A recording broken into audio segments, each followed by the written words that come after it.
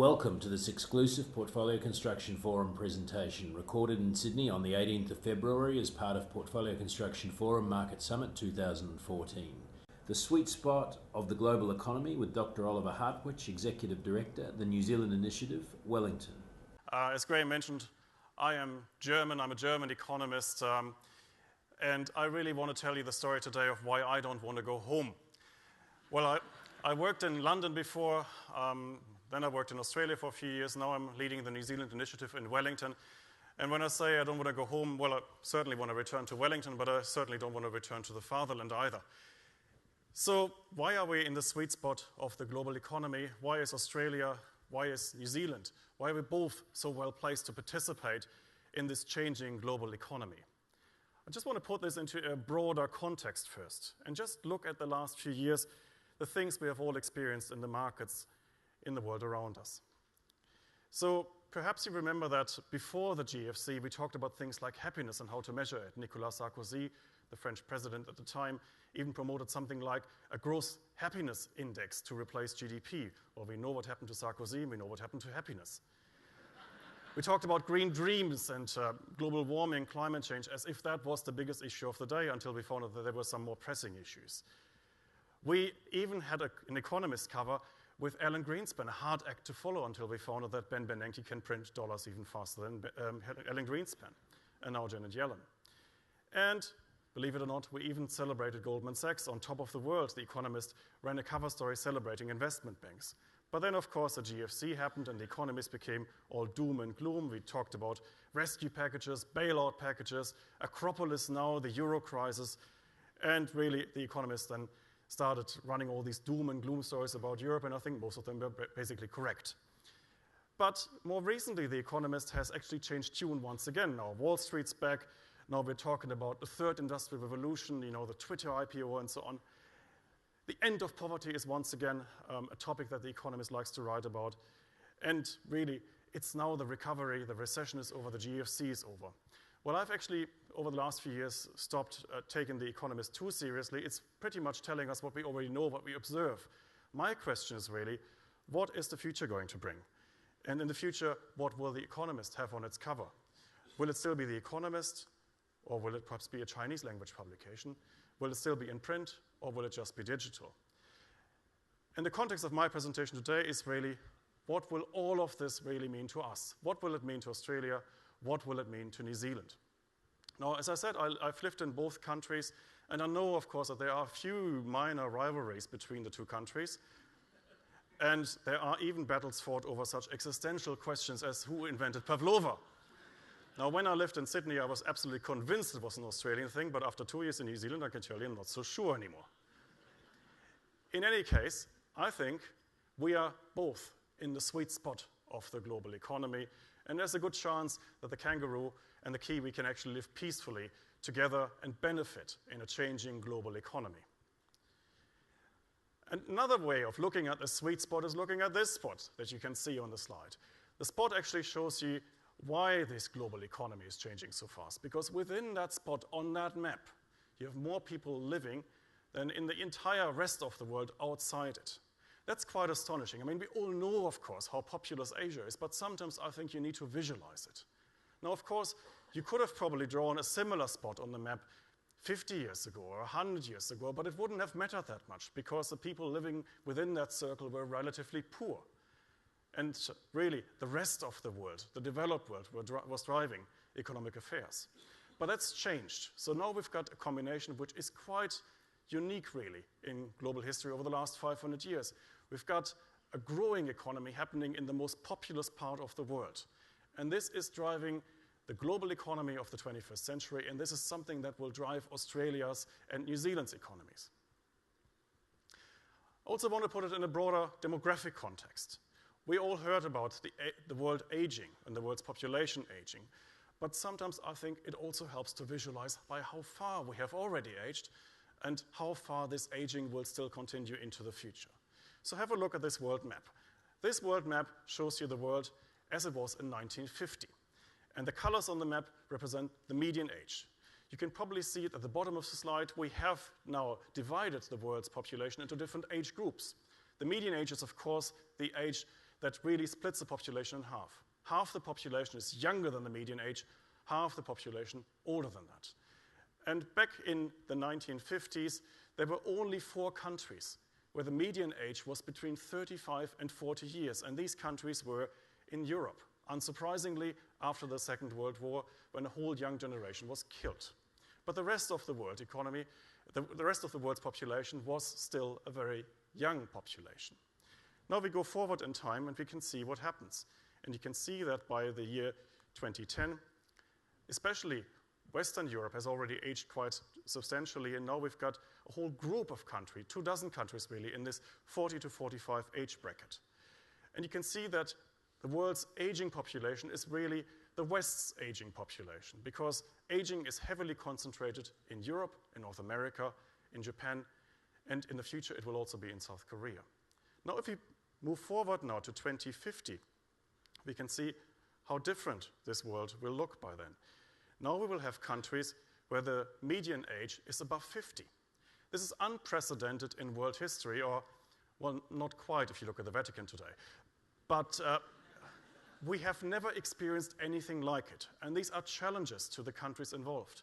We don't know how to react to that. We don't know how we make our superannuation schemes, our pension schemes, our healthcare services, our old age care services fit for this challenge. How can we deal with it? It's going to be an enormously costly exercise dealing with these populations. It will also suck the economic dynamism out of the Old West. But look at Australia, look at New Zealand. Yes, we are aging too, but by 2050, we are only going to be as old as Western Europe is today. So I think once again, we are really in the sweet spot of the economy. Another way of looking at the changes in the world is looking at how wealth has moved. This is the distribution of global wealth in 1990, and the countries on this map are redrawn according to the wealth accumulated within these countries. And you can definitely see that in 1990, it was the Old West, the developed world, that was clearly established as the richest part of the world, the most prosperous part. But see where global wealth is going to be in 2015, and you can see that Asia is appearing on the scene. Now China, India, they are all accumulating more and more wealth. And we, in Australia and New Zealand, we are closer to them. Maybe another way of looking at it is just looking at this distribution, this regional distribution of wealth, and you can see that over the last few years, when we had the GFC, there was, of course, a stagnation and a decline in wealth in North America and Europe. But at the same time, the Asia-Pacific has still moved on. We are getting richer, and we are close to them. We are part of this growth region. And why is it all happening? Well, because the developing world, the emerging markets, they're catching up with us. They're catching up with the rest of the developed world. And last year was the first time in history in which the combined output of these countries, these newly emerging markets, exceeded what was produced in the old industrialized West. But it's not the end of the story if you look at just the next graph, because here you can see that on per capita terms, of course, they are still quite poor, relatively speaking, and they've got a long way to go until they are as rich as we are in the Old West, if you like. So we are really just at the beginning of a long path of convergence between developed and developing countries. And I think there is a great chance for Australia and New Zealand to participate in this catch-up process because it's happening right in our neighborhood. Yet another way of looking at the changes in the global economy from which we here in this part of the world are going to benefit is looking at economic gravity. There's a professor at the London School of Economics called Danny Quant. He's calculated a hypothetical center of economic gravity. That's the average transaction on the planet. And in 1980, he said it was right in the North Atlantic between the Canary and the Azorian Islands. Of course, nobody does business there, maybe on cruise ships, but that was really just a hypothetical center of gravity that was really right between North America and Europe. So that's where the global economy really played out in 1980. By 2010, it had moved to Israel, driven, of course, to the east, pulled over by China and India. And as Danny Quant predicts, by 2050, it will be in Tibet. And Tibet is actually quite symbolic. Not even Danny Quant predicts that Tibet will become the center of the world economy, but it is right between China and India, and this is really where the music plays in the 21st century economy. What does it mean for us here?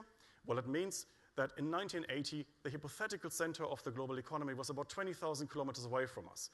In 2010, or today, it is still around 15,000 kilometers away, but it will be around 10,000 kilometers away from us in 2050. And of course, distance doesn't really matter that much anyway, because we can now deal with whoever we want through electronic means. Another way of looking at the changes in the world economy, just look at growth rates. We know that in the Old West, growth rates have been falling for decades. These are the average growth rates, annual growth rates in the Eurozone, Japan, and the US, and the story is always the same. They are slowing down. Others are taking their place as the global economy's growth engine. And we can probably just go through this quite quickly. These are the public debt dynamics over the last 14 or 12 years. And we can see that it's now the Old West that is heavily indebted. And compared to that, Australia and New Zealand still fare quite well. In Australia, it's in the mid-20s now, debt to GDP, public debt, I should say. And in New Zealand, it's about 40%. So we are still doing not too badly compared to other countries. What will also drive this change in the global economy is this killer app that Neil Ferguson has identified, consumerism. We can see now that there is a rapidly growing consumer class developing in China and India, and by all forecasts, we can expect about 2 billion new middle-class consumers to be added to the global population in the next 20 years. This graph that I have here shows you how this middle class is exploding, and if you wonder why it's actually declining then from about 2040, it's not because people are getting poorer, it's because they're moving up, they're becoming upper class. And this is in a large part driven by China, but also by India. Maybe an even better way of just demonstrating this shift in the composition of the global middle class is looking at how this middle class is distributed on the planet. You can see that at the beginning of the century, about 2% of the global middle class lived in China and India. By the middle of the century, about half the global middle class will live in China and India. So these are dramatic changes, and we are going to benefit from them. And why are we going to benefit? Because we are producing just the right kind of stuff that these countries need. If you look at New Zealand's exports, this may be a bit hard to read, but it's actually quite simple. In New Zealand, more than 2/3 of our exports are from the primary sector. New Zealand, of course, produces a lot of dairy products, and this is just the kind of stuff that these growing middle classes in Asia will need. Our Prime Minister, John Key, recently said that if Indonesia just drank a few drops of milk more per day, per head, this would exceed the total milk production of all of New Zealand. For Australia, of course, the story is a little bit different because Australia produces the hard commodities, whereas New Zealand is more in the agricultural sector. Australia obviously is into mining. And you know that your terms of trade have declined recently, but still, this is the kind of stuff that will be demanded by the middle class in Asian countries in the future. So I wouldn't feel too glum about this. This will still be stuff that is needed by these countries as they're building their economies. And as I mentioned the terms of trade, you can see now New Zealand is riding a terms of trade boom at the moment. We are on 40-year highs for our terms of trade. For Australia, the story doesn't look as good because we've had a correction in the terms of trade. It's simply reflecting the different kinds of commodities that these countries really produce. But still, we are above long-term averages. And what it really means, if you want to simplify it, it is the amount of coal and iron ore that Australia has to ship to other countries in order to get, say, Japanese flat-screen TVs. Or for New Zealand, it would be the amount of dairy products and milk powder that we have to get out in order to import cars from the rest of the world. I just want to highlight one story in New Zealand's exports boom. New Zealand entered a free trade agreement with China in 2008, and see what it has done to our exports to China as a percentage of New Zealand GDP. It is quite astonishing. From round about 1% of GDP, just over a short period of about 5-6 years, we have now reached 4.5% of GDP exports to China. I think this is just the beginning. The Chinese consumers have a growing taste for New Zealand products, for New Zealand milk, for New Zealand lamb, for New Zealand beef. And we are going to export more and more of these commodities to China. Just to give you one figure, last year, New Zealand exports to China in milk powder increased by 76% in just 1 year. So whereas Australia has been riding this China wave for quite a long time, for New Zealand this is a relatively new story, and New Zealand is benefiting from it, combined with historically high terms of trade, as I mentioned. And so if we're looking at long-term forecasts, we can see that New Zealand is now, for perhaps the first time in about a generation, outperforming Australia. The members of my organization are chief executives and chairmen of New Zealand companies, and they often tell me about their business trips to Australia because quite a few of our members are Australian-owned. And they said that until very recently, they returned to New Zealand depressed about their own country, about New Zealand. Now it's completely turned around, and it's the mood that's changed, really. But I would like to actually make you all feel a little bit better about it. Not only are your New Zealand subsidiaries of your companies performing really well, it's actually, if you compare this globally, Australia is still in a relatively sweet spot. Australia is still a country that has positive growth rates. We are nowhere nearly as bad as Greece or Italy or France, and we still have the right mix of exports to benefit from all the booms in the future. So if you just look at growth rates, we are really not doing too badly compared to the Eurozone or even compared to the United Kingdom. But finally, I want to just highlight how structurally sound both economies are. I just took out a few rankings and indices just to demonstrate this message. You take corruption perception, and you take the Transparency International Index, surveying 175 countries. New Zealand comes out on top as the least corrupt country, on par with Denmark. Australia is ninth. That's not too bad. I mean, you hear a lot of stories in the Australian press about corruption in Australia, but if you put it into context, yes, you can clean up your act, but really, you're starting from a relatively good position.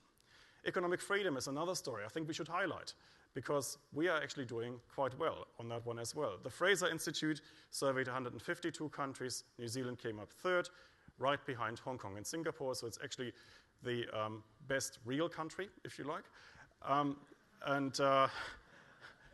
Oh, I didn't say that. But Australia is 10th.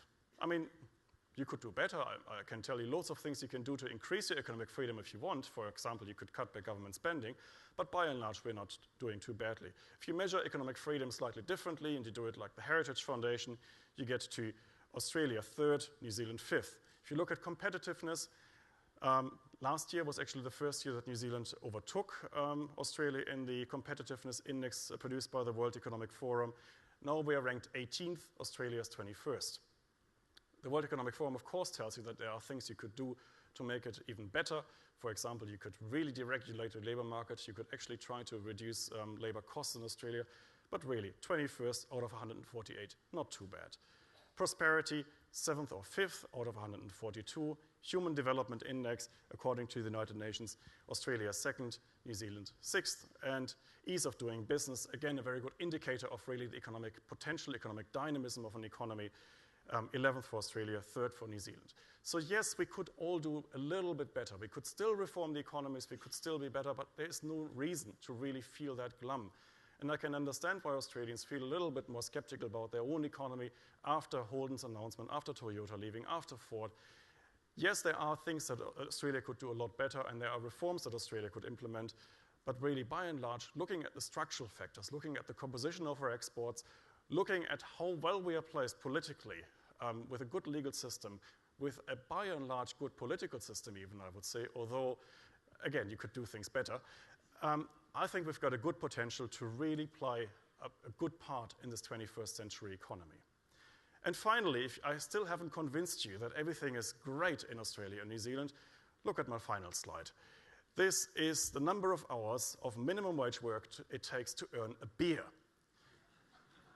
And in New Zealand, it takes 0.5 hours, so 30 minutes. In Australia, it takes 0.3 hours, so about 20 minutes for the average Australian on a minimum wage to earn a beer. I leave it to you now to decide whether you think beer in Australia is too cheap or whether your minimum wage might be too high. But in any case, I've spoken for 20 minutes now, and I think I deserve a beer. Cheers. You've presented a very positive picture, but as you've mentioned a couple of times, the level of gloom around Australia is high. All the factory closing, the too high dollar, the resources boom coming to an end. We do feel like we're in for a soft spot. When do you see that coming out at the end, and what could get in the way of that? Well, you know, sometimes it really takes a German to inject some optimism. And I'm happy to do it because I think, well, let's put it into a metaphor. There is the hospital of the global economy. And in that hospital, there is the emergency ward, which is now currently occupied by the Europeans. And then there's the recovery ward for the Americans. But I think for Australia, I would like to add another ward. It's the hypochondriac ward. So you've got an economy that has relatively low unemployment, that is still going through relatively low inflation rates, and where the economy is still growing quite nicely, and where you still produce stuff that people want to buy. Yes, you've got some restructuring in the economy, but by and large, other countries would kill for such a profile. You've got a young population that is currently about 6-7 years, median age below where Central Europe is. It's a growing population. The Australian population is growing. There's this big Australia promise, really. I think it's a promise of 35 million people by 2050. These people will actually grow the Australian domestic market, while at the same time Australia can benefit in a growing Asian neighborhood. I think it's something that Australians sometimes forget and don't realize, but it's an enormous opportunity, and I am personally convinced that other countries, the countries where I come from, where I worked before I came to this part of the world, would kill for this. I think, by and large, Australia and New Zealand are really in the sweetest spot of the global economy as developed countries, rich countries, prosperous countries, free countries in a growing neighborhood. Thank you for listening. For more information about Portfolio Construction Forum, Market Summit, and Market Summit 2014 Resources Kit, please visit portfolioconstruction.com.au.